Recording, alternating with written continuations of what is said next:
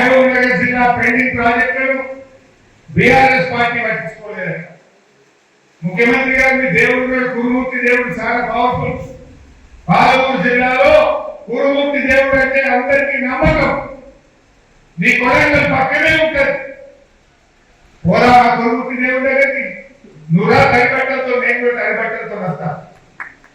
తడిబట్టలతో ఇద్దరు కురుమూర్తి గుడికి ఎవరు నిర్లక్ష్యం చేసి 2 దశాబ్దాల పాటు నువ్వు ఉన్న తెలుగుదేశం పార్టీ, నువ్వు ఇప్పుడున్న కాంగ్రెస్ పార్టీ కదా పాలమూరు ప్రాజెక్టులకు మోసం చేసింది. 20 ఏళ్ళు, 10 ఏళ్ళు తెలుగుదేశం, 10 ఏళ్ళు కాంగ్రెస్ పార్టీ, 20 ఏళ్ళు కల్లకుర్తి, నెట్టంపాడు, భీమా, కోయిలసాగర్ ప్రాజెక్టులను పెండింగ్ లో పెట్టి 20 ఏళ్లలో మీరు 26,000 ఎకరాలకు నీళ్ళు ఇచ్చింది.